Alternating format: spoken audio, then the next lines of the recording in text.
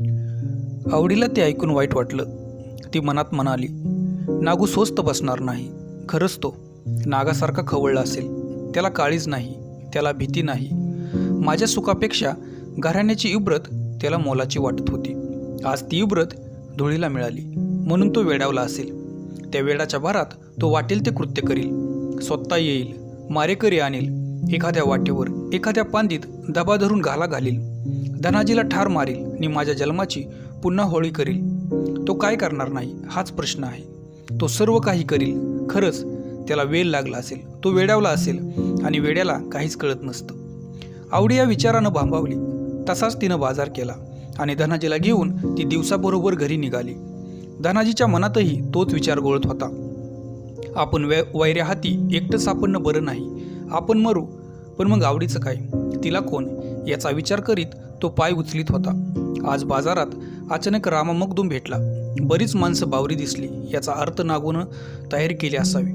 तो कुठंतरी दडी मारून बसला असेल. तो आता येईल, मग येईल असं म्हणत म्हणत धनाजी बोरगावात आला. निर्धास्त झाला आणि त्या दोघांनी एकाच वेळी सुटकेचा निश्वास टाकला.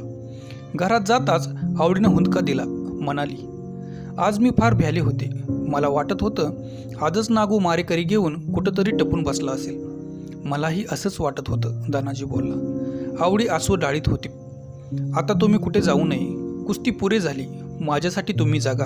तुमच्या आधी मी मारावं आणि तुम्ही उरावं एवढीच इच्छा आहे. ऐकाल माझं? हो, खरंच मी कुठं जाणार नाही, धनाजीनं कबूल केलं. आणि त्या दिवसापासून त्यानं निश्चय केला की आता आवडीसाठी, तिच्या रक्षणासाठी आपण फार काळजी घेतली पाहिजे, जगले पाहिजे. नाहीतर सुखाच्या राशीतून आलेली ही आवडी दुःखाच्या खाईत कोसळून नष्ट होईल. धनाजी सावध होता. प्रत्येक पाऊल जपून टाकीत होता. गाव वाईटावर आहे हे तो विसरत नव्हता. नेटकी 10 माणसं बरोबर घेतल्याशिवाय तो घराबाहेर पडत नव्हता. काही दिवस असेच गेले. आवडी सुखात होती, पण एक नवीन दुःख तिच्या हृदयात उद्भवलं होतं. तिला माहेरची आठवण येत होती. घडोघडी तिचा आत्मा तांदळवाडी भोवती घिरट्या घालीत होता. माहेरचं सुख तिला आठवत होतं. ती माया, ती ममता, ते सुख तिला हवंसं वाटत होतं. ती भयंकर उणीव तिला डचत होती. माझं माहेर मला अंतरलं म्हणून ती झुरत होती. धनाजी जवळ मरायचं, पण माहेर कसं सोडावं याची तिला सारखी बोचणी लागली होती. आईबापाची आठवण होताच ती फुलासारखी आवडी कोमेजून करपून जात होती. नागूबद्दल तिच्या मनात आडी होती. ती त्याला वैरी समजत होती, पण आईचा घास, बापाचे लाड हे ती विसरू शकत नव्हती. धाकटा आप्पा, धाकटी सुभद्रा, थोरली सारजा यांची आठवण काढून ती रडत होती. तिच्या हृदयात आग पेटत होती. एकदा माहेरी जावं, आईच्या गळ्यात पडावं, बापाच्या कुशीत तोंड घालून खूप रडावं असं तिला वाटत होतं. सुभद्राला खेळवावी, आप्पाला घेऊन मळ्यात जावं. ती पांद, ती विहीर, ती वड्याकाठची जांभळ हे सारं डोळं भरून पाहावं म्हणून तिचा जीव तुटत होता, पेटत होता. ती माहेरची कुललेली वाट पाहून ती रडत होती आणि धनाजी आला की हसत होती. रडणं हसणं, सुक्कनी दुःख यात ती हेलकावी खात होती. माहेरची वाट अक्षय असावी. त्या वाटेनं माहेरी जावं, आईच्या हातचे 4 घास खावे, मग मळ्यात बागडावं, पांदीतून चालावं, त्या तांबडी मातीत लोळावं. ती माळावरची चंदरी कुसळं, बापाचं कावलारं घर, त्यावर पसरलेला भोपळीचा वेल हे सारं आवडीच्या डोळ्यापुढं उभं राहत होतं. आणि एकाएकी तिच्या काळजात कळ उठत होती. मी काय पाप केलं? माझं माहेर मला अंतरलं. नागूनं कपट केलं. मी कुणाचा हात धरून जाईल म्हणून त्यानं मला भूताच्या पदरी बांधलं. म्हणून मी वाकड्या मार्गाने गेले आणि मला माझं माहेर अंतरलं, दुरावलं. देवा, ज्या लेकीला माहेर नाही ती लेक कसली, आणि ज्या माहेरी लेक नाही ते माहेर कसलं. मला माहेर आहे, मला माहेरी जाऊ दे, आईला पाहू दे असं म्हणून आवडी देवाला नवस करत होती. माहेरासाठी ती वेडीपिशी झाली होती. आवडी माहेरच्या विचारात दंग होती. परंतु 2 महिने गेले आणि तिला धक्काच बसला आणि ती चकित झाली. मनात लाजली आणि चिंतातूर झाली. तिची मनस्थिती धनाजीच्या लक्षात येऊन त्यानं एकदा विचारलं, आवडी काय झालं? व्हायचं तेच झालं. काय? आवडी लाजली. दातात पदराचा शेवट धरून ती कुरतडीत म्हणाली, कसं सांगू, मला लाज वाटते. किती दिवस झाले? धनाजीनं ओळखलं. 2 महिने. काय खाऊसं वाटतंय? काही नाही. मग माहेरी जावं असं वाटतं. आवडे काय? आता माहेरचं नाव काढू नको. का? नागू आणि भगवंतराव यांचा विचार झाला आहे. त्यांनी आपल्या विरुद्ध कट केला आहे. कोण म्हणतं? आवडीनं भिवून विचारलं. मी म्हणतो, धनाजी म्हणाला. कालच नागू येऊन गेला. मग मला काहीच खाऊसं वाटत नाही, आवडी म्हणाली. तुम्ही त्याचा विचार करू नका. तसं नाही आवडे, धनाजी कळवळून म्हणाला. तू माझं काळीज माग, मी बाळासाठी देईन. पण काय, आवडीने विचारलं. पण माहेरचं नाव काढू नको, धनाजी म्हणाला. आवडी डोळे पुसू लागली. मला माहेर नको. धनाजीचे विचारचक्र फिरू लागले. आवडी एकटी होती, तिची जबाबदारी आपल्यावर होती. आता बाळ येणार म्हणजे 2 जीवांच्या रक्षणाची, पोषणाची धुरा आपण वाहिलीच पाहिजे. आणि आता या आवडीला फार फार जपली पाहिजे. कारण आवडी एकटी नाही, ती आता आई होणार आहे. माझी आवडी आता आई होणार, माझी आवडी आता आई होणार. आई आई या विचारानं धनाजी वेडा झाला, अधिकच कणखर झाला, निर्भय झाला. आणि आवडी मी कोणाची आई होणार या विचारात गर्क झाली. तिचं एक मन म्हणत होतं मला मुलगा व्हावा, आणि दुसरं मन म्हणत होतं मुलगी व्हावी. पण काहीही झालं तरी त्या बाळाला आजोळ कुठलं. तांदळवाडी त्याचा आजोळ, पण तिकडची वाट कुठली आहे. पण एक परी बरं झालं, या माझ्या येणाऱ्या बाळाकडे पाहून तरी माहेरच्या माणसांचा राग शांत होईल. ते मला क्षमा करतील, झालं गेलं विसरतील. माझे आवडीचे लाख अपराध माझ्या बाळाकडे पाहून पोटात घेतील. माझ्या बाळानं त्यांचा काय गुन्हा केला आहे. ते जन्माला येण्यापूर्वी मी जे काय करायचं ते केलं. आवडीचं मन विचाराच्या वावटळीत पाचोळ्यासारखं गिरक्या घेत होतं. गावनी रामोशी यांच्यातील तेढ उग्र स्वरूप धारण करत होती. पेडर पोरं गुरगुरत होती. पेटेत रामोशांचं पोर दिसलं की खाकरत होती. पाटील आळी तर चरफडत होती. त्यांनी डाव सरळ साधला होता, तर रामोशीही तयार होते. 50 रामोशी कोराडी वाचून बाहेर पडत नव्हता. तेही डाव धरून वेळेचं वाट पाहत होते. म्हातारी माणसं भ्याली होती. गावातील ते तंग वातावरण पाहून म्हणत होती की लेका, आज लवकरच दांडगी रणकुंदल होणार. भगवंतराव पाटलाच्या वाड्यात परिस्थिती नाजूक झाली होती. आवडीचे धीर कडत होते. त्यांच्या डोळ्यात आवडी सलत होती. आवडीनं रामोशाच्या घरात राहू नये, कुठेही जावं, लवकर जावं, शिवेबाहेर जाऊन मारावं, तिचं काळं पांढरं व्हावं, पण ते लवकर व्हावं ही भाषा त्या वाड्यात सारखी बोलली जात होती. नवी घागर झिरपावी तद्वत दोन्ही बाजूच्या नव्या नव्या बातम्या गावात पसरत होत्या. आवडीची सासू वेडावली होती. आणि आता आवडीला दिवस गेल्याची बातमी ऐकल्यापासून तर ती भलतीच तरकटली होती. आणि सारा देवाराच पाण्यात बुडवून आवडीच्या मरणाची वाट पाहत बसली होती. रोज सकाळी आवडीची खुशाल ऐकून ती दोघांच्याही नष्टावा व्हावा असं ओरडत होती. मेली दुष्टी सरळ नांदली असती तर बरं झालं असतं, अब्रू सलामत राहिली असती. आणि आता त्या रामोशाचं गरोदर राहिली, त्याऐवजी उत्तमचं राहून लवकरच वाड्यात बाळ खेळलं असतं, आपण नातवाचं तोंड पाहिलं असतं, एवढंच ती दिवसभर बडबडत होती. जो कोणी वाड्यात येईल त्याला आग्रहाने बसवून घेत होती, चहा देत होती आणि आपल्या मनातील तळमळ त्याच्या पुढं ओकून मोकळी होत होती.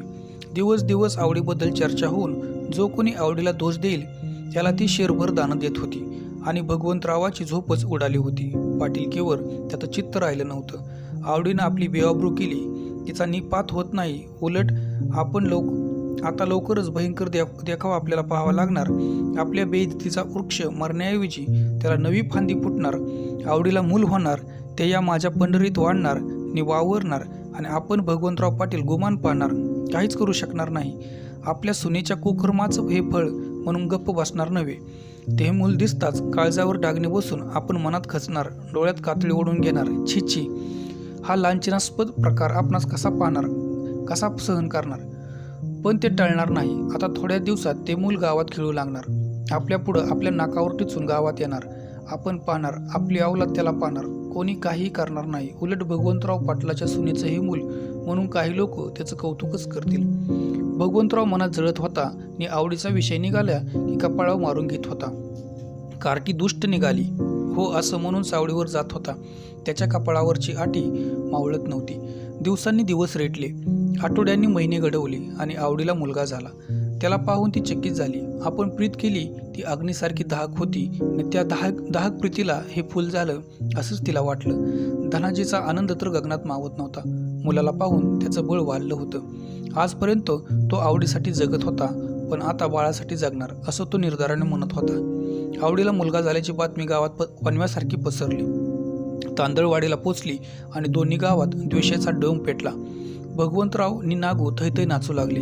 नागून त्याच दिवसापासून अन्न पाणी टाकले, दाढी राखली आणि घराण्याला लागलेला हा कलंक मी रक्तानाच धुवून काढीन, तरच चौगुल्याचे अवलाद असे तो ओरडू लागला.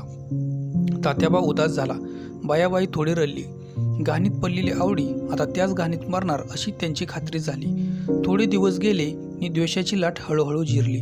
आपल्याला काय करायचं, जो करील तो भरील असं म्हणून नागूच्या दोस्तांनी गणगोतांनी काकावर केल्या. बोरगावचे लोकही सैल पडले.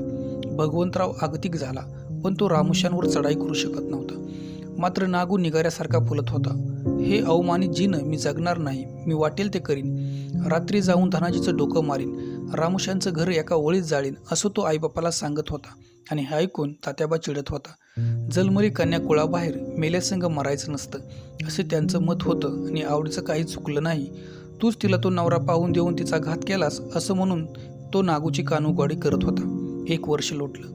आवडीचा बाळ पावलं टाकीत होता, हसत होता, खेळत होता आणि हृदयात आईची माया घेऊन आवडी त्याचं कौतुक करत होती. त्या बाळाला ती आपल्या आणि धनाजीच्या रूपाचा संगम पाहत होती. ती मूळची देखणी मातृत्वानं तिला नवा भर आला होता. ती सुखाच्या सागरात बुडाली होती. आता ती धनाजीचा विचार करण्याऐवजी बाळाचा विचार करत होती. आणि ती पत्नी न राहता आता माता झाली होती.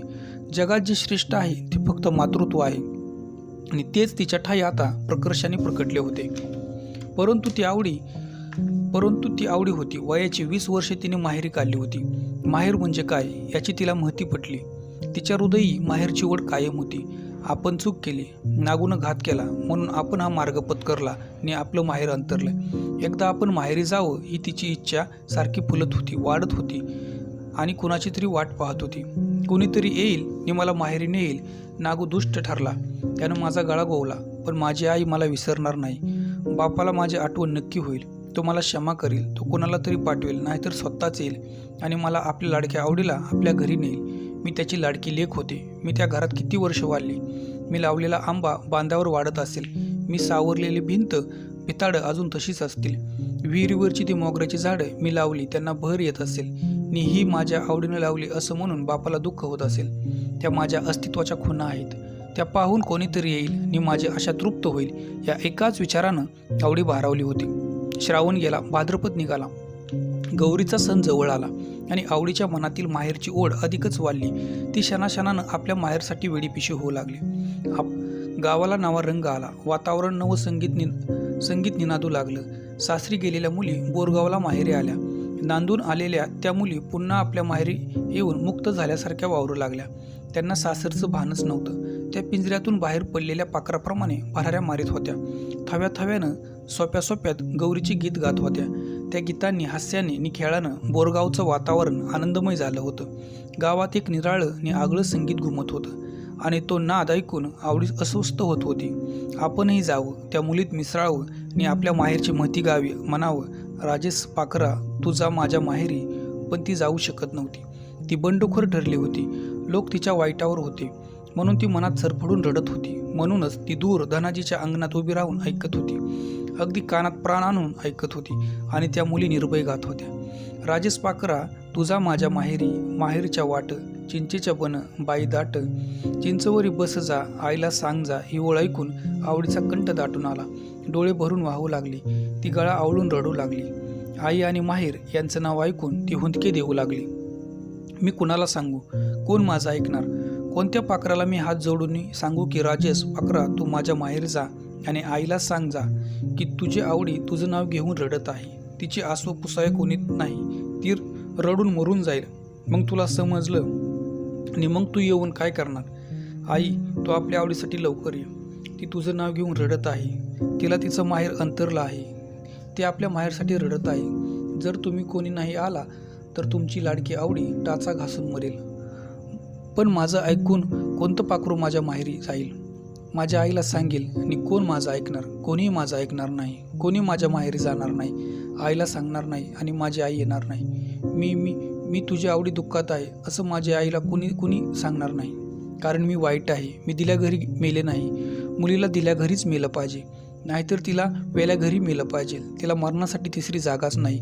हा बाप बोल मी ऐकला नाही. मी तिसरे घर निवडले म्हणून मी वाईट ठरले आहे आणि अशा वाईट आवडीची कोण दखल घेणार? कोण माझ्याकडे येणार? 2 भाऊ 2 बहिणी, आई बाप कोणी मला माहेरी नेणार नाही. कारण मी त्यांचं ऐकलं नाही. मी वाईट मार्ग पत्करला. मी माहेर दुखावलं. इतक्या धनाजी आला.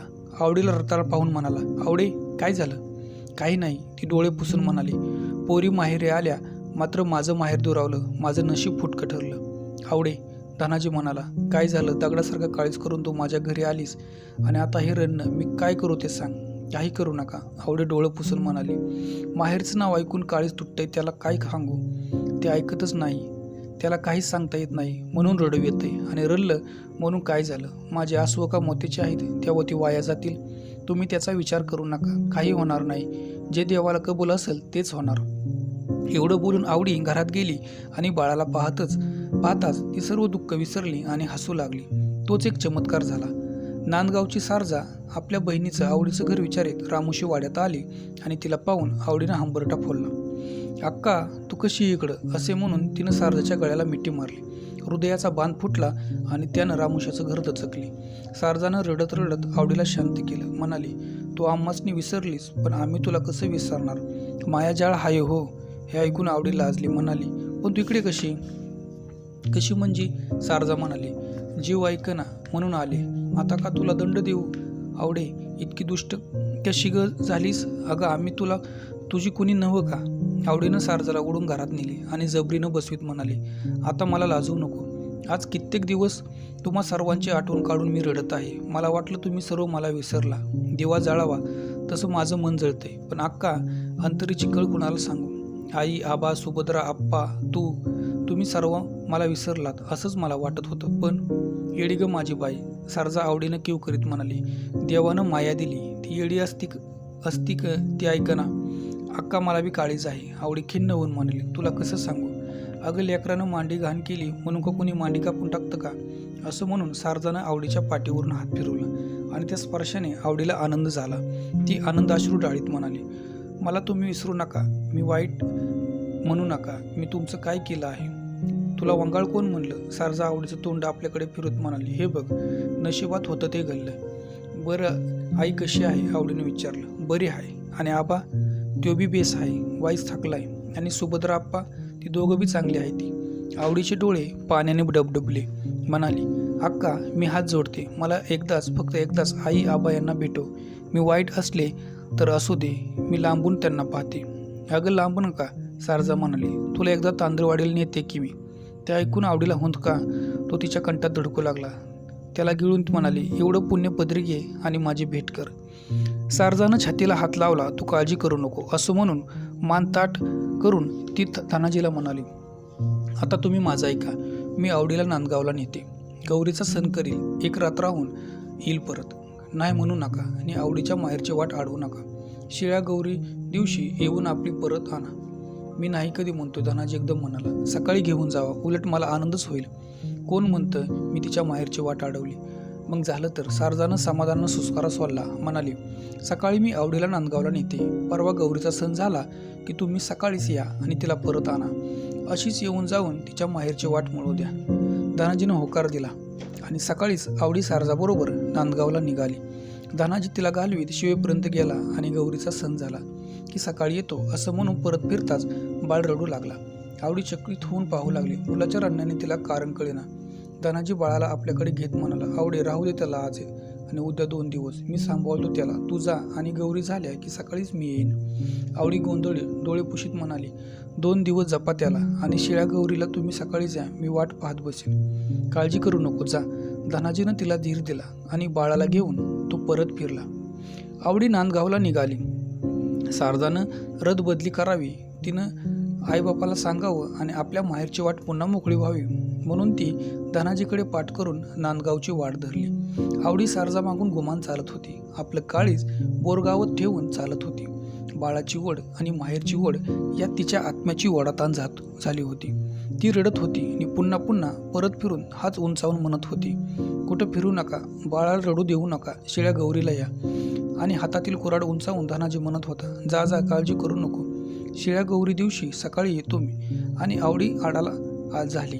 सारजानं नांदगावच्या वाटेनं तिला घेऊन एक नागमोडी वळण घेतलं आणि आवडी धनाजीच्या दृष्टीआड झाली. तसा धनाजी थांबला. पुन्हा एकदा आवडीची ती पाठमोरी आकृती दिसावी म्हणून तो दूर दूर पाहू लागला. पण आवडी दिसलीच नाही. तो गौरीचा सण होता. सकाळपासूनच नांदगावात चैतन्य खेळत होतं. घरोघर चुली पेटल्या होत्या, डाळी शिजत होत्या. काही घरात पुरणपोळ्या चरचरीत होत्या. पुरणाच्या मुठी घेऊन बकानं मारीत हिंडत होती. मोठी माणसं नवी धडूत लिहून मिरवत होती. माहेरी आलेल्या लेकी सासरचा संसार, सासूचा जाच, नवरा धीर हे सारं विसरून खेळत होत्या. आज त्या मुक्त होऊन आळीला घोळक्यानं जमून गौरीची गीत गात होत्या. काही फुगडी खेळत होत्या, कोणी घोडा घालीत होत्या आणि त्या धमालीनं सोपं दणकत होतं. त्यांच्या आनंदाला आज पारावर नव्हता. म्हाताऱ्या बाया भिंतीला पाठ लावून तरण्या पोरींचा खेळ पाहत होत्या. तो खेळ, ती तडप, ते दागिनं, ती नटण्याची डब हे सर्व पाहून त्यांची जीर्ण मनं कुचंबली होती. गेले ते आपले दिवस असं मनात म्हणून कित्येक आजीबाई सुस्कारे टाकीत होत्या. त्यांचं तरुणपण त्यांच्या डोळ्यापुढे उभं राहिलं होतं. सारजा आणि आवडी या दोघीच घरात होत्या. सारजाचा नवरा दामू दाभाडे हा एका खटल्यासाठी सातारला गेला होता. तो आज येणार नव्हता, त्यामुळे घर मोकळं होतं. आवडी सारजाला मदत करत होती आणि सारजा स्वयंपाक उरकीत होती. स्वयंपाक करीत आवडीला बोलत होती. कित्येक दिवसांची ती बोलून घेत होती. बाहेर पोरींचा गलका ऐकू आला. किती बावरत होती आणि गरकन बाहेर जाऊन त्या नटून थटून फिरणाऱ्या मुलींना पाहून परत येत होती. परंतु सारजाला ते आवडीचं दारी जाणं आवडत नव्हतं.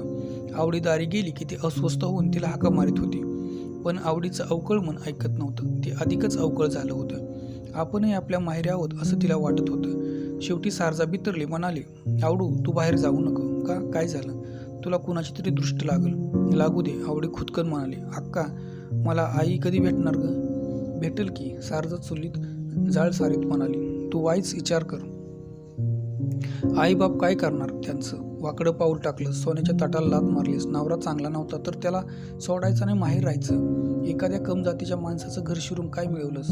आई बाप, घरानं ह्याचा विचार केलास का? हे ऐकून आवडी चमकली. सारजाच्या बोलण्यातील खोज तिच्या लक्षात आली, परंतु आपल्या बोलण्यातील धग आवडीला जाणवू नये म्हणून सारजा लगेच म्हणाली, बाकी तुला तरी काय म्हणायचं? आई बापाने भावानं मुळातच सरळ केलं नाही. नवरा चांगला बघून करून दिला असता तरी झालंच नसतं. आता तुला वंगाळ म्हणून काय फायदा? या शब्दांनी पुन्हा आवडीला किंचित बरं वाटलं. सारदा सारखी बोलत होती. तिच्या जिभेला दुधारी तलवारीची तीक्ष्ण धार आली होती. बोलता बोलता ती धनाजीला कमजात म्हणत होती आणि आवडी सरकली की नशीब, आईबाप, नागू यांची ती चूक झाली असं म्हणत होती आणि खडा टाकून आवडीच्या मनाचा अंत घेत होती. शनू शब्दांची थुंकी ह्या बोटावरून त्या बोटावर नाचवीत होती आणि भोळी आवडी गोंधळून जात होती. दिवस वरती फिरला, स्वयंपाक झाला. मग सारजानं आवडीला आमटी भात वाढला. म्हणाली, गेल्या साली याच दिवशी माझा सासरा मेला, त्याचा निवद दाखवून मग आपण जेवू, तोवर आमटी भात खा. आवडी काहीच बोलली नाही. आमटी भात जेवून तिनं हात धुवून घेतले आणि ती अंगणात गेली. तशी सारजा कडाली, म्हणाली, आवडी, तू माझं ऐकत नाही, बाहेर जाऊ नको म्हणून सांगते ना, तुला ऐकूच येईना. या गावची माणसं वंगाळ आहे ती. रामुशाचं घर शिरल्याची बन घरात घेतली, मग उद्या आमच्या नाकात काटकं घालतील ही माणसं. माझं ऐक की. हे ऐकून आवडीचं मस्तक बनाणलं. उशीर आवरलेला राग अनावर झाला. म्हणाली, अक्का, असं जर होतं तर तुम्हाला गावाला आणलंस का? जे घर मी शिरले ते घर आता माझं घर आहे. तिथं माझा आत्मा आहे, माझं बाळ आहे. ते घर तुला वाईट दिसत असलं तर ते माझं देऊळ आहे. तिथं माझा देव आहे. त्याला बोललेलं मला सहन होणार नाही. तू मला काही म्हण. तुला राग आला बाई? सारजा एकदम आवाज वाढून म्हणाली, बोलणारच तोंड दिसतं, पण माझं तुला हात जोडून सांगणं आहे की तू कुणाचा राग मानू नको. बोलणं पाठीवर टाक. अगं, तुझ्यासाठी तुझा बाप येडा झालाय. बापाची तू लाडकी, तो तुझ्यासाठी झुरून मारायला लागलाय. ह्याचा विचार कर. उगच भांडू नका. अगं, जुळतं घे आणि आपल्या माहेरची कुललेली वाट मोकळी कर. सारजानं हळूच चढाई केली आणि आवडी शांत झाली. बाप झुरतोय हे ऐकून तिला हुंदका आला. ती मटकन सारजापुढे बसून म्हणाली, अक्का, मला फसवलं म्हणून मी त्या मार्गाने गेले. माझ्या बोलण्याचा राग धरू नको, ते मनावर घेऊ नको. मी तुझ्या पाया पडते. मी माझ्या माहेरसाठी वाटेल ते करीन. तू आईला आबाला सांग आणि मला जवळ करा. असं वळणावर ये. सारजा चटकन म्हणाली, अशी शहाणी हो. अगं, आईबापाचा राग म्हणजे दुधा तुपाचा उसाळ असतो. मी एकदा जाऊन आईलाच इकडं आणून तुम्हा दोघींची भेट करून देते. मग आबा बी येईल. आवडू, खरंच तुझा बाळ बघाय आई खुळी झाली. आवडी हर्षभरीत झाली. सारजाच्या शब्दांनी आपली आईच भेटली असं तिला वाटू लागलं. क्षणात तिच्या डोळ्यात तिला आसवं संपली. ती पूर्वत हसली. दिवस बुडाला आणि आवडीला धनाजीची आठवण झाली. आज गौरीचा सण. आता काय, एकच रात्र, उद्याच ते येणार आणि आपण बोरगावला जाणार, मग बाळाला भेटणार. या विचारानं ती कावरी बावरी झाली आणि उगीच दूर पाहू लागली. उद्या सकाळीच येणाऱ्या धनाजीची ती आजच वाट पाहू लागली. भोळी आवडी संध्याकाळीच त्या येणाऱ्या सकाळची वाट पाहू लागली. तिला धीर आला. आपण एकटं नसून आपल्या मागं धनाजी आहे. त्याचं बळ आहे, त्याचं इमान आहे आणि माझा बाळही आहे. क्षणात ती निर्भय झाली. सूर्य मावळला. तोंड ओळख नाहीशी झाली. माणसं अंधारात बुडू लागली. मावळतीला एक रक्ताळलेला ढग पसरला. त्याच्या गडगडीत गडद लाल रंग दिसू लागला. रक्ताच्या चिपल्या ओढून आकाश रक्तबंबाळ झाल्यासारखे दिसू लागले आणि त्यात लाल रंगी ढगावर करडा पोलादी पट्टा उमटला. त्या ढगाखाली सह्याद्री पर्वत उभा होता. त्याची भव्य आकृती अंधारात अधिक भव्य दिसत होती. वातावरण वसाड आणि भकास वाटत होतं. 2 चांदण्या मलिन होऊन कशातरी चमकत होत्या. अंधारात त्यांचं अस्तित्व जाणवत नव्हतं. सारजानं घाई केली. निवद एका ताटात भरला आणि म्हणाली, आवडीत चल, माझ्या सासऱ्याला निवद दाखवून येऊ, मग जेवू. तुझा मेवना आज येणार नाही. आवडी काहीच बोलली नाही. ती गुमान उठून सारजाबरोबर रानात निघाली. गाव जेवला होता. काही लोक जेवून ढेकर देत होते. कोण दातात काटकं घालून दात टोकरीत होते. कोणी जेवणाची तयारी करत होतं आणि सारजा आवडीला घेऊन रानात निघाली होती. त्या दोघी एकामागे एक अशा चालत होत्या. आवडी सारखा पाय उचलत होती, कारण सारजासारखी पळत होती. तिला भयंकरच घाई झाली होती. त्यामुळे आवडीलाही पळावं लागत होतं. तिनं पायात चपल्या घातल्या होत्या. हिरवं रेशमी लुगडं निसून त्याच्या निर्याचा गोळ तिनं डाव्या हातानं उचलून धरला होता. ती सारजा मागे तिची काठीनं चालत होती. क्षणोक्षणी वळून गावाकडे पाहत होती. निर्जन भेसूर रान पाहून ती भ्याली होती. ती मनात खचत होती. सारजा ओढीनं चालत होती. ती मागे वळूनही पाहत नव्हती. सासऱ्याला निवद दाखवण्याची तिला एवढी कसली घाई झाली आहे याचा आवडीला नवल वाटत होतं आणि सारजाला कसली तरी भयंकर घाई झाली होती. ती पिसाट होऊन पुढं पळत होती. तिच्या मागून आवडी ओढली जात होती. एका बांधावर आंब्याच्या एका प्रचंड झाड उभं होतं. त्याच्या सभोवती काळी जमीन पसरली होती. त्या झाडाखाली गडद काळोख जमला होता. आसपास कोणी नव्हते. सर्वत्र सामसूम होते. सारजा त्या आंब्याखाली येताच थांबली. तिने निवद खाली ठेवला, कापूर पेटवला आणि डोकं टेकून ती पाया पडली. त्या आंब्याच्या ओल सावलीतून नागू कपकन पुढं आला. त्याच्या हातातील कुऱ्हाड लकाकली. नागूला पुढं पाहताच आवडी भयभीत झाली. तिला हुडहुडी भरली. क्षणात ती थरथर कापू लागली. ती भरकन मागं सरून सारजा मागे दडून म्हणाली, अक्का, हे काय? आणि क्षणात सारजा निर्दय झाली. म्हणाली, माहेरच्या नावाला डांबर फासणाऱ्या दुष्टे, हेच तुझं पाप आहे. आता भोग. तिने आवडीचा हात धरून तिला नागू पुढं लोटली. नागू रागानं थरथरत होता. त्याची कुऱ्हाड, त्याचा तो अवतार सारच भयान दिसत होतं. त्याच्या डोळ्यात जाळ पेटला होता. आता एक भयंकर प्रसंग घडणार याची भीती वाटून सारजा पळाली आणि आंब्याच्या बुडाखाली दलली. मग एकटी आवडी नागू पुढे कापत उभी राहिली. तिनं टाहू फोडण्याची खटपट केली, पण तिचा आवाज निघाला नाही. भीतीनं ती थिजली होती. जीभ कोरडी पडली होती. शब्द तोंडात होते. पांगुळलेली आवडी नागूपुढे दुबळीत झाली होती. नागूने आवडीचा हात धरून तिला भरकन पुढं ओढली. त्या हिसक्यानं ती कोसळली. मग हळूच उठून बसली. नागू ओरडला, आवडे, काय केलंस हे? काय म्हणून घालण्याच्या नावाला अशी काडी लावलीस? चुकलं माझं. नको नको, मी तुम्हाला परत तोंड दाखवणार नाही. मला सोडा, मला मारू नका. माझं बाळ रडत असेल त्याच्यासाठी तरी मला सोडा, मारू नका. त्याची दया येऊ द्या. आवडी वेड्यासारखी बडबड करू लागली. जबरीनं शब्द रेटू लागली. तिनं हात जोडले. तोच सारजा धडपडत पुढे येऊन म्हणाले, नागू, हिला सोडू नको, नाहीतर घात होईल. तो रामोशी माझं घरदार जाळून राग करील, मला मारील. एवढं बोलून ती पुन्हा झाडाआड दलली आणि आवडीनं नागू पुढं लोटांगण घेतलं आणि तशीच पडून ती म्हणाली, दादा, मला मारू नको. दादा, मी पाया पडते. मला एक मुलं आहे. मी मेल्यावर ते आई आई करून मरल. मला सोडा. मला फसवून आणून मारता. मी काय गुन्हा केला आहे? तिनं मातीत तोंड खुपसून बाळा असा हंबरडा फोडला. मग ती धनाजीला उद्देशून बोलू लागली, मी हे का केला? तुमचं ऐकलं नाही आणि स्वतःच्या पायाने मरणाची वाट चालत इथं आले. आता माझ्या बाळाला जपा, मरू देऊ नका. तसा नागू खवळला. त्याने आवडीचे केस धरून तिला पुढं ओढली आणि कुऱ्हाड घेऊन तो उठला. आवडीनं डोळे झाकले आणि धनाजी अशी आरोळी ठोकली. त्याच वेळी नागूची कुऱ्हाड तिच्या मानेवर कोसळली. एकाच गावात आवडी शांत झाली, निपचित झाली. तिनं कसलीच हालचाल केली नाही. रक्ताची चिळकांडी उडाली. काळी जमीन अधिकच काळी झाली. रात्र थरथरली. बेसूरता अधिक बेसूर झाली. आणि आवडी, तात्या चौगुल्याची देखणी, बंडखोर आवडी, लाडकी आवडी, तरुण आवडी क्षणात मातेला मिळाली. नागू, आता काय? आवडी मेली की? सारजा थैथै नाचत म्हणाली. नागूनं घाई केली. आधीच त्याचं कुदळ आणली होती. तो घाईघाईनं गोर खणू लागला. त्याला घाम फुटला. त्याच्या अंगात सैतान संचारला. जलद, अतिजलद त्याला आवडीची गोर तयार करायची होती. सारजा भयचकित झाली होती.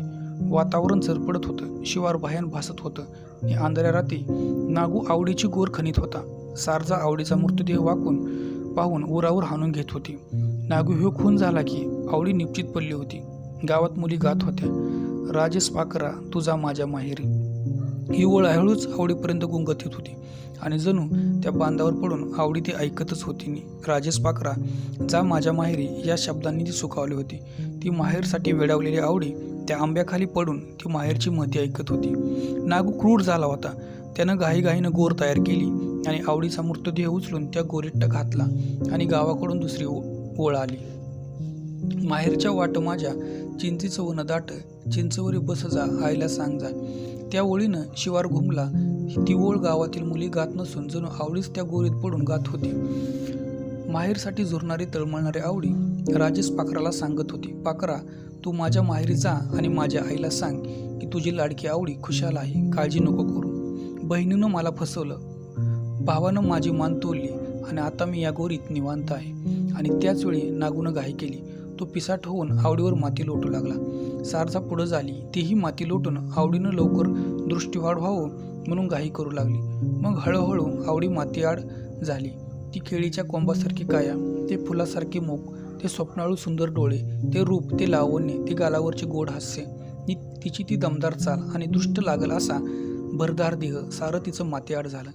तिची अमर आशा, बाळावरची अपार माया, धनाजीवरची अलोट प्रीती हे सर्व धरणी मातीनं पोटात घेतलं.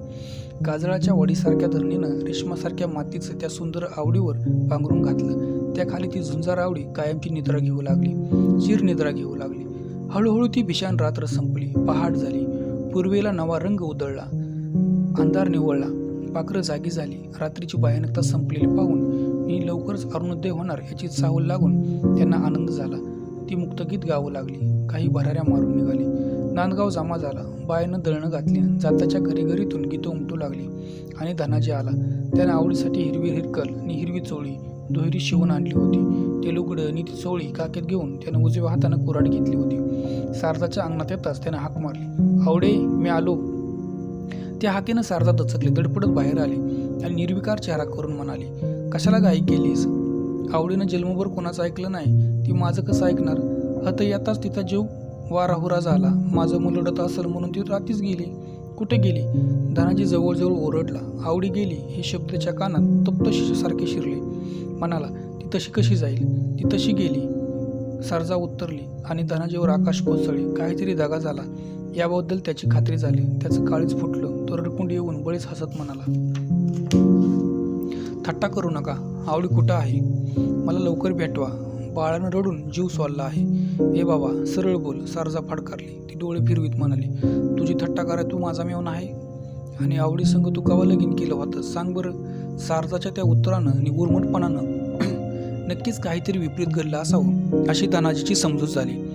आता जन्मात आवडी आपल्याला भेटणार नाही. आवडीला फसवणूक आणून तिचा या बाईनं घात केला असं वाटून धनाजी पिसाळला. त्यानं सर्व शक्ती एकटून आवडीला हाक मारली, आवडे. आवडी बाहेर आली नाही.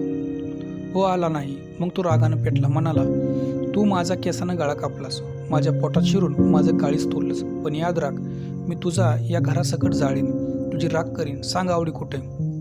सारजानं उत्तर दिलं नाही. ती नाक फुगून घरात गेली आणि धनाजी चावडीवर गेला. त्यानं पाटलाकडं आवडीच्या खुनाची खबर दिली आणि लगेच तालुका जवळ केला.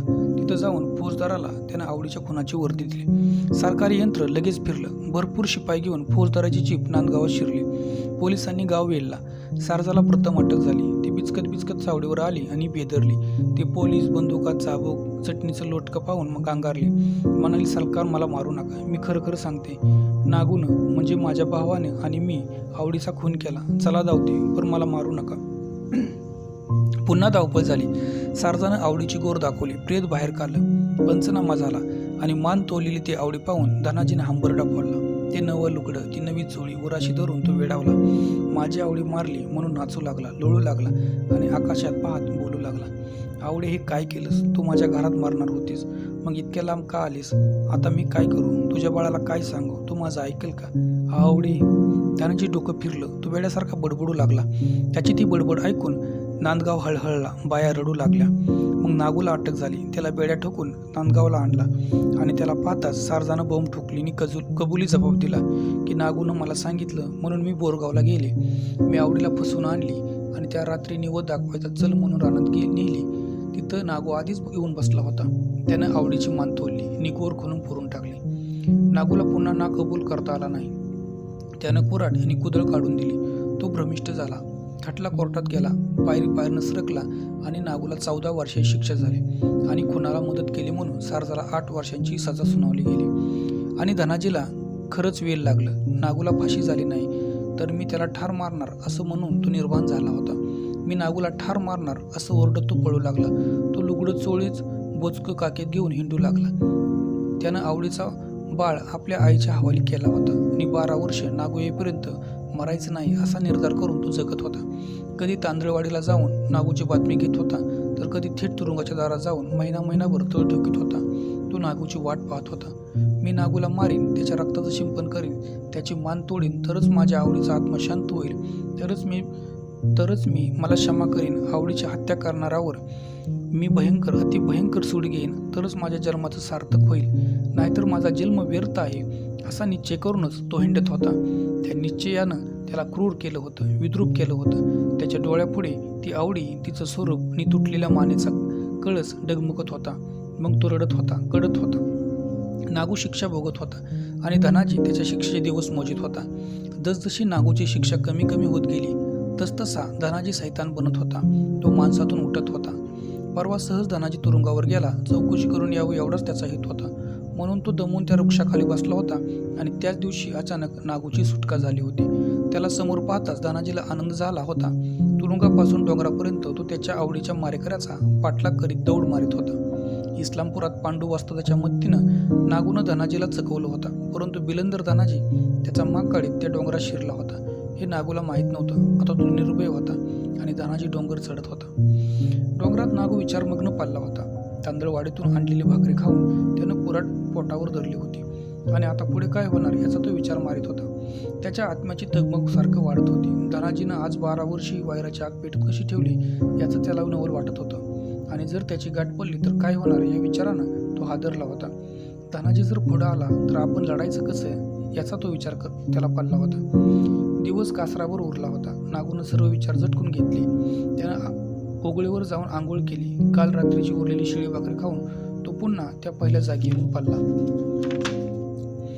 तोच तळवटाकडून वानराचे कळप धावत वर आला आणि नागूच्या झाडाखाली निजला होता. त्यावर उड्या मारीत जपा घेत ते डोंगराच्या पायथ्याकडे पळत गेला. धनाजी आपला माग काढत आला की काय अशी शंका येऊन नागू टचकन उठला, पावरला. एका उंच झाडावर चढून त्यानं तळवटाकडे पाहिलं आणि तो भयभीत झाला. हातात कुऱ्हाड घेऊन धनाजी डोंगर चढत होता. तो निर्बाण झाला होता. त्याला कशाचीच पर्वा नव्हती. झाडं झुडपं तुडवीत तो येत होता. त्यानं नागूचा बरोबर माग काढला होता. त्याला पाहून तो वानरांचा कळप भिवून सायरावायरा पळत होता. अरे देवा, हा धनाजीच की. नागूला धडकीच भरली. झाडावरून उतरून घोंगडं घेऊन कुऱ्हाड घेऊन तो पुन्हा पळू लागला. धनाजी एका कपारीनं वर आला आणि त्याची नजर चुकून नागू दुसऱ्या दरीतून तांदळवाडीकडे खाली उतरला. परत एकदा त्यानं मरण चुकवलं. धनाजी कपारीत येऊन बावरला. त्यानं सर्वत्र नजर फिरवली पण नागू सापडला नाही. मग धनाजी वैतागला. एका दगडावर बसला आणि नागू कुठे गेला असेल याचा विचार करू लागला. आवडीचा मारेकरी इतका जवळ येऊन गेला याचं त्याला दुःख झालं. मात्र एक बरं झालं की ज्यानं आवडीला मारले त्याच्याजवळ उभा राहून लढण्याचं धैर्य नाही. तो आपल्या क्रूर कर्मानं बेहिम्मत झाला आहे याचा अंदाज तरी आज कळून आला. आता आपण त्याला पुन्हा केव्हाही गाठून ठार मारू. धनाजी स्वतःचं समाधान करून घेत होता. पण त्याच वेळी धनाजी संतापलाही होता. वैरी इतका जवळ येऊन जावा तो स्वतःच्या तोंडात मारून घेत होता. त्या झाडाखाली असलेला नागूचा लंगोट भाकरीचे तुकडे पाहून तो मनात म्हणत होता, नागू अजून दूर गेलेला नाही. तो इथंच कुठंतरी दडी मारून बसला असावा. सूर्य मावळत होता. डोंगरी वारा उठला होता. झाडं डोलत होती. त्यांच्या सावल्या थरथर कापत होत्या. पाखरं गोंगाट करत होती. धनाजी एका उंच जागी उभा होता. तो गंभीर होऊन नागूचा ठाव घेत होता. त्याची तीक्ष्ण नजर नागूला शोधत होती. तळवटाला माणसांच्या लहान आकृत्या दिसत होत्या. गुराखी पोरं गुरं घेऊन घरी निघाली होती. एक माणूस हातात कुऱ्हाड घेऊन एका कपारीनं तांदळवाडीकडे उतरत होता. त्याची चालण्याची घाई पाहून धनाजीला संशय आला. हाच नागू घरी निघालाय असं म्हणून दौड मारली. तोही डोंगर उतरू लागला. नागू पुढं पळत होता. तो वळून पाहून पुढं धूम ठोकीत होता आणि त्याच्या पाठीवर धनाजीची कुऱ्हाड तळपत होती. सूर्य डोकीवर आला होता. भर दुपार झाली होती. डोंगरात सामसूम झाली होती. घनदाट झाडीत फांदीवर पाखरं विश्रांती घेत होती. उन्हाचा रस झाला होता. डोंगराच्या मस्तकावर उन्ह कोसळत होती. वातावरण गंभीर झाले होते. डोंगरी वारा सरपडत होता. झाडांना धक्के मारून जात होता. पक्षी आपल्या पिलात गुंग झाले होते. कड्यावर घरघळणारे पाण्याचे लोट तळवटाकडे पळत होते. डुकरं त्या पाण्यात शिरून रवंदळत होती, एकमेकावर गुरकत होती.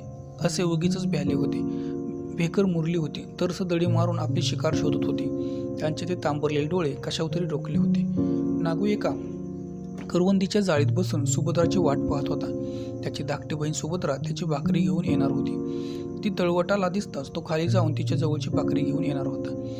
आज 8 दिवस सुभद्रानं त्याला तारला होता. ती रोज दुपारी भाकरी घेऊन येत होती. ती एका ओघळीत आली की नागू खाली जाऊन तिच्या जवळची भाकरी घेऊन पुन्हा आपल्या जागी येत होता. तात्याबा चौगुलाच्या घरात फूट पडली होती. तात्याबाचा विरोध असताना बायाबाई आणि सुभद्रा या दोघी नागूला मदत करीत होत्या. सर्वात धाकटी सुभद्रा आता वयात आली होती. ती आवडीची बहीण अगदी आवडीसारखी दिसत होती. तिला पाहताच आवडीची आठवण होत होती. आवडीचे सर्व गुण सुभद्रात उतरले होते. तेच बोलणे, तेच चालणे, तेच हसणे आणि तोच स्वभाव, तिची तेच बोळेपण. यामुळे आवडी मेली नसून ती जिवंत आहे असंच तात्याबाला वाटत होतं. आवडीचा नागूनं खून केला तेव्हाही सुभद्रा लहान होती. त्यावेळी त्या भीषण कृत्याची प्रकरता तिला जाणवली नव्हती आणि आता तर ती आवडीला पार विसरली होती. आणि नागू आपला भाऊ आहे, त्याला मदत केली पाहिजे असं म्हणून ती तात्याबाचं मोडून नागूला भाकरी पुरत होती. नागू वनवन फिरत आहे, त्याला सर्वांनी वाळीत टाकलं आहे, आपण त्याची बाजू घेतलीच पाहिजे म्हणून ती झटत होती. आई सांगेल तशी वागत होती. तात्याबाची नजर चुकून जेवणाची पाठी भर दुपारी त्या डोंगरात जात होती. आजही दुपार झाली होती. सुभद्रा नागूचं जेवण घेऊन तात्याबाची नजर चुकून डोंगराकडे निघाली होती. ती गाव सोडून माळीवर आली तेव्हा ती वायरानं माळावर कोणी नव्हतं. पुढं डोंगर उभा होता. दिवसा निर्जन असलेल्या माळानं एकटीन जाणं बरं नव्हतं तरी ती गाईनं पुढं चालत होती. आपलं काय होईल, कुणीतरी एखादी ओगळीत येऊन आडवील, हात धरील याचं तिला भान नव्हे. तो विचारच तिला सुचत नव्हता. ती सरळ डोंगराकडे चालत होती. ती धावत होती. एक ओघळ ओलांडत होती. तिची नजर त्या अपाट माळावर तळपत होती. ठरल्या जागी जाताच नागू येणार आणि भाकरी घेऊन जाणार याची तिला खात्री होती, म्हणून ती निर्भय चालली होती. ती एका ओघळीत आली आणि बावरली. तोच नागू आला. त्यानं तिच्या डोक्यावरची पाठी उतरली आणि म्हणाला, आज लवकर आलीस, चल त्या जाळीत. तो एका दाट जाळीत तिला घेऊन गेला आणि जेवू लागला. सुभद्रा हळूच म्हणाली, उद्या मला उशीर होईल का, कशासाठी? नागू चमकून म्हणाला, तसं करू नको, नाहीतर मी उपाशी मरेन. तसं नव्ह, आई उद्या पोळी करणार आहे. सुभद्रा शांतपणे म्हणाली, उद्या मी पोळ्याचा स्वयंपाक घेऊन येणार आहे. शिवाय आबाचा राग कायम आहे, पण आईचा जीव तुटतो, काय करायचं? शिवाय बोरगावचं रामुशी गावात येऊन जात्यात, आई सारखी रडती. बोरगावच्या रामुशाचं नाव ऐकून नागू दचकला. म्हणाला, सुभद्रा सावध राहा, नाहीतर घात होईल. तू येशील, पण येताना एखादी बिड्या घेऊन येशील. तरी सावधच आणि मागे पुढे बघून ये, पण लवकर ये. येताना येळ वळण्यासाठी आमटी जास्त आण. आता माझं जगणं मरणं तुझ्या हाती आहे. सुभद्राला वाईट वाटलं. ती खिन्न होऊन म्हणाली, तू घाबरू नको, मी आहे. जेवढी करता येईल तेवढी मी मदत करीन, परंतु तू घराकडे येऊ नको. तो रामुशी येडा झालाय आणि तुला हुडकीत फिरतोय. नागू काहीच बोलला नाही. तो विचारमग्न झाला. धनाजी मागं लागला आहे, तो पाठ सोडणार नाही, म्हणून आपण तसं बगल देऊन काही दिवस काढणं जरूर आहे. हळूहळू ही परिस्थिती पलटेल, गावाचा भावकीचा कल फिरेल, ते मला मदत करायला तयार होतील आणि थोडं पाठबळ मिळताच मी उभा राहीन, धनाजीवर चढाई करीन. पण आज असं करणं चुकीचं होईल, आपलं नुकसान होईल, म्हणून गावकरी भितात. आपण थोडा धीर धरला पाहिजे, असा दूरचा विचार त्यानं केला. जेवण होताच सुभद्रा घरी निघाली आणि नागू धनाजीचा विचार करीत तळवटाकडे पाहत एका जाळीत बसला. त्या कपारीतून त्याला तळवटाचे सर्व काही दिसत होते. तांदळवाडीतून निघालेला माणूस त्याला दिसत होता, म्हणून नागू तांदळवाडीकडे नजर टोकून बसला होता. त्याला पलीकडे पाडळी दिसत होती. तिच्या पलीकडे पुणे कोल्हापूर रस्ता दिसत होता. तांदळवाडी आणि पाडळी यामध्ये त्या राजमार्गाला एक फूट मार्ग होता. मोटारीतून उतरणारे उतारू त्या फूट वाटेनं तांदळवाडीकडे येऊन मग पाडळवाडीकडे जात होते. हे त्या कपारीतून नागूला दिसत होते. म्हणजे त्या कपारीतून त्या प्रदेशावर टेहळणी करता येत होती. त्या मार्गानं धनाजीची येण्याची शक्यता होती, म्हणून नागू त्या मार्गावर नजर लावून बसला होता.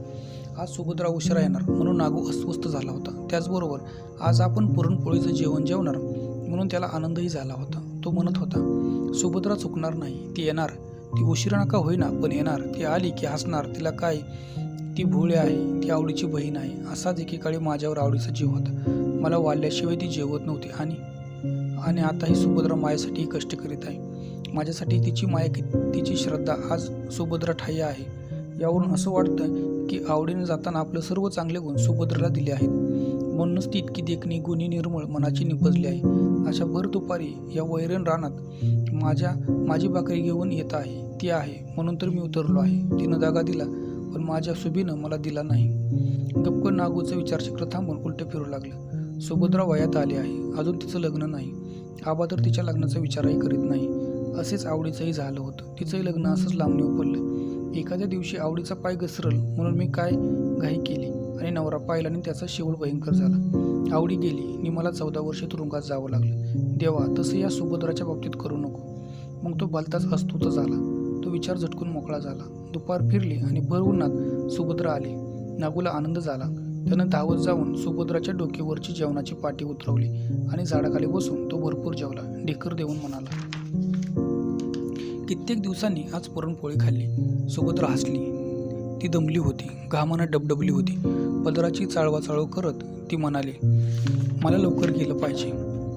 का एवढी घाई का? नागू उद्गारला. मी जेवण घेऊन मळ्यात आले होय. आले नाही, सुभद्रा हसत म्हणली. तुला भाकरी द्यायची नाही अशी आबाची सक्त ताकीद आहे आणि आईनं लवकर यायला सांगितले. तू आलीस की निघालीस? नागू गंभीर होऊन म्हणाला. आज जाऊच नको, राहा डोंगरात. काय? मी ह्या डोंगरात? सुभद्रानं घाबरल्यासारखं केलं. का का मग मी कसा राहतोय? नागून विचारलं. सुभद्रा शांतपणे म्हणाली, तुझ्या मागं भानगडी आहे ती. तू बनीचा खून करून तुरुंगात गेलास म्हणून तो रामोशी तुझ्या मागं लागलाय. आबानं मला सारं सांगितलं. म्हणत होता की नागू वंगाळ आहे, त्याला काळीच नाही.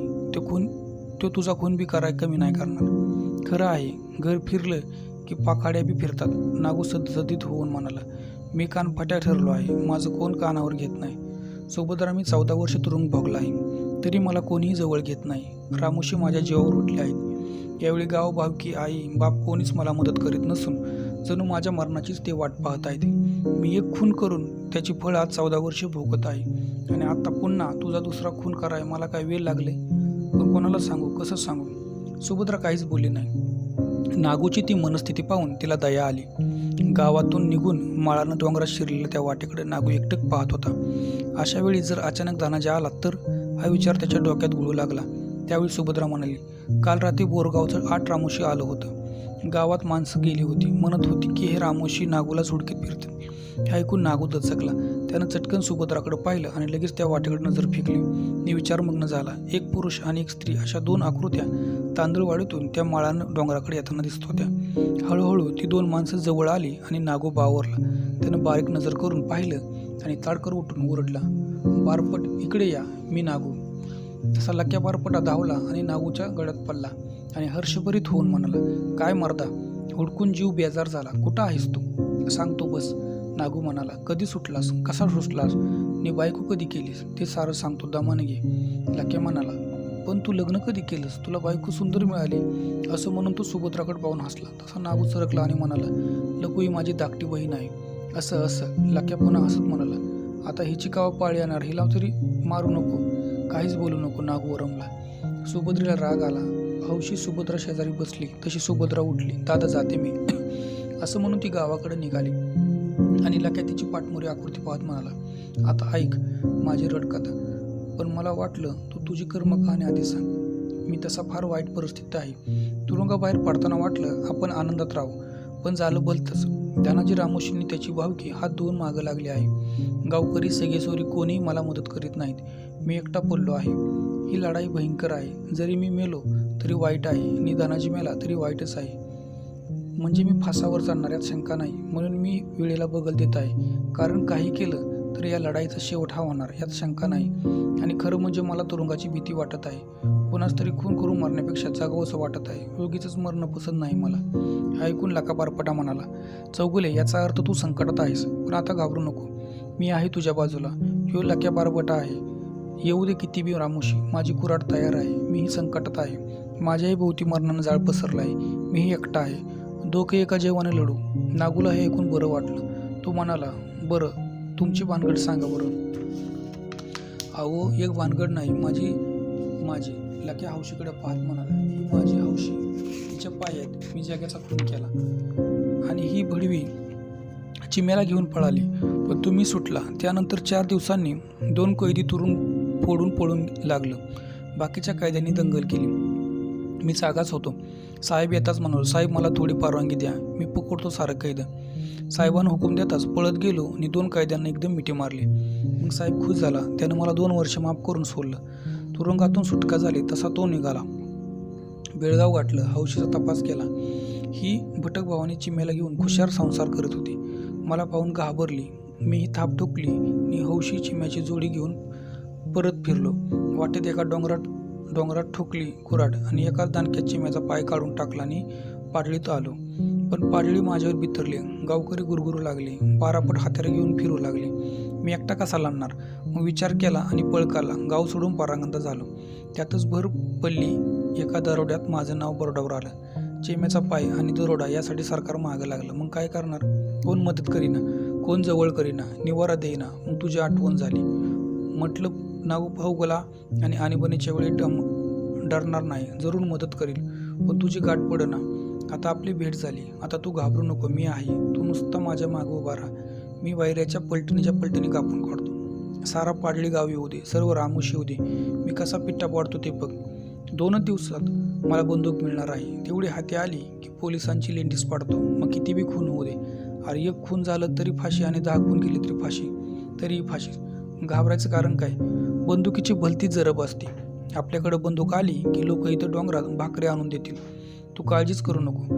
आता आपलं पळायचं नाही, उभं राहून लढाऊ होऊ. पण हौशीची एक पिढा झाली आहे. हा लोणण्या गळ्यात घालून फिरणं कठीण आहे. पण त्याला आता इलाज नाही. आलिया भोगाशी असावी सादर. लक्याचं ते झणझणीत बोलणं ऐकून नागूला धीर आला. त्याचं काळीज डोंगरा एवढं झालं. तो छाती फुगून स्वतःला झोकी देऊ लागला. त्यानं बाजूला बसलेल्या हौशीकडे सहज पाहिलं. तिचा नवरा, नाचरे हावभाव, देहातील ओतीवपणा सर्व काही कायम होतं. ती नागू आणि लक्या दोघांकडे आळीपाळीनं पाहत होती. नागू पाहताच ती चोरटं हसली. तसा नागू चमकला. नागू, लक्या, हौशी ही तिघं डोंगरात राहत होती. सुभद्रा रोज दुपारी भाकरी घेऊन येत होती. ती भाकरी घेऊन आली की तिघं करवंदीच्या जाळीत निवांत बसत होती. हौशीनं नागूशी भाऊजीचं नातं जोडलं होतं. ती त्याला पाहून गालात हसत होती.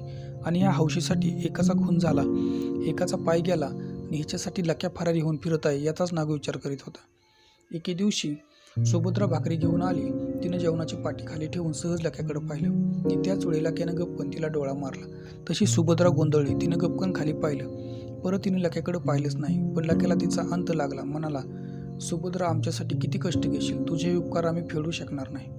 नागूची तरुण मुली फार पाहिल्या, पण सुभद्रासारखी मुलगी जगात मिळणार नाही. कारण तरुण पण देखणं पण असून चालत नाही. त्याला चांगुलपणाची जोड असावी लागते. सुभद्रा काहीच बोलली नाही. ती तिघं जेवताच ती निघून गेली आणि लक्या तिचाच विचार करू लागला. रात्र झाली होती. डोंगर शांत बसला होता. घनदाट वृक्षराजीत काळोख मी म्हणत होता. पाखरं मुकी झाली होती. सर्वत्र निशब्दता नांदत होती. एका जाळीत नागू, लक्या आणि हौशी ही तिघं बसली होती. त्या जाळीतून तळवटाचं काही दिसत नव्हतं. पण नागू तळवटाकडे पाहत होता. उगीच पाहत होता. एकाएकी तळवटाला बॅटऱ्यांचा प्रकाश दिसला. तसा नागू बावरला. त्यानं लक्याला डिवचला. मग ते दोघे चटकन पाहू लागले. थोड्याच वेळात तळवटाला अनेक प्रकाश दिसू लागले. प्रकाश डोंगर वेळीत होता. मग प्रकाश दिसना झाला तसा नागू म्हणाला, 12 पट घात झाला. ही अनेक माणसं आहेत. ती डोंगराला वेढा घालीत आहेत. ही काय भानगड? ही सरकारी माणसं आहेत. चौगुला. लक्या गंभीर होऊन म्हणाला, हे सरकारी गिरमिट माझ्यासाठी आला आहे. आता मला पळायला पाहिजे. तुम्ही हौशीला घेऊन तांदूळवाडीकडे चला. पोलिसांची नजर चुकून बाहेर पडा. उठा. बरं तर, नागू म्हणाला. मग तुम्ही काय करणार? मी हौशीला घेऊन आमच्या मळ्यात जातो आणि तुम्ही? मी सरळ वाघजाईच्या खिंडीनं येळापुराकडे सरकतो आणि सवड मिळाली येऊन भेटतो. हौशे, नागूच ऐक. माझी काळजी करू नको. तुला मागे ठेवून मी मारणार नाही. मला तो दरोडा भवणार आहे. जगलो तर ठीक, नाहीतर जाऊ दे, मी जातो. हौशी काही बोलली नाही. मक्क चेहरा करून ऐकत राहिली आणि नागू म्हणाला, आता वेळ काढू नका, तुम्ही चला. आम्हीही तांदूळवाडीकडे डोंगर उतरतो. आठवा. बरं तर, निघतो. हौशीला सांभाळ. असं म्हणून लक्यानं कुऱ्हाड ठोकली आणि तो अंधारात चालू लागला. हौशीला घेऊन नागू पूर्वेला डोंगर उतरला आणि लक्या पश्चिमेकडे भन्नाट निघाला. तो निर्वाण होऊन चालत होता. पोलीस आहेत की पाडळीची लोक आहेत याचा विचार करीत तो एक पाऊल टाकीत होता. त्यानं हा म्हणता वाघजाईची खिंड गाठली. आकाश काळवंडलं होतं. अंधारानं लक्या चालत होता, दबत होता, मुरत होता, चाचपच पाऊल टाकत होता. त्याची कुऱ्हाड तयार होती घाव घालण्यासाठी. त्याचं मन सज्ज होतं. आता काय होणार याचा विचार करण्याऐवजी आपण काय करणार हा एकच निर्धार लक्याच्या छातीत वास करीत होता. तो बेडर होऊन पुढं चालत होता. त्यानं खिंड जवळ केली. मग तो थांबला. त्यानं कानोसा घेतला आणि आकाशात पाहिलं. आकाशात ढगांनी गर्दी केली होती. एकही चांदणी दिसत नव्हती. मग त्यानं समोर नजर फेकली. पुढं काही दिसत नव्हतं. वातावरण घुमत होतं, भयानकता वाढत होती. लक्यानं हळूच कुऱ्हाडीचा दांडा ठोकला.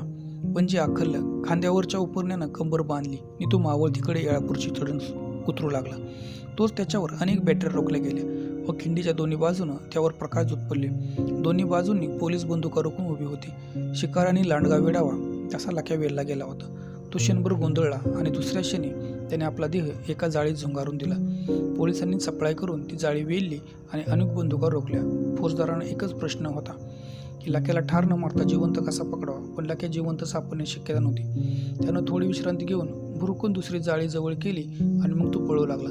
तसा फौजदार ओरडला, फायर! आणि मग क्षणात बंदुका दणून लागल्या, आग ओकू लागल्या, डोंगर हादरू लागला, रात्र थरारू लागले. गोळ्यांचा वर्षाव होत होता. बॅटऱ्यांचा प्रकाश लक्याची पाठ सोडत नव्हता आणि लक्या पळत होता. लक्याला पळू देऊ नका असं फौजदाराने ओरडून सांगितलं आणि लक्या गेला.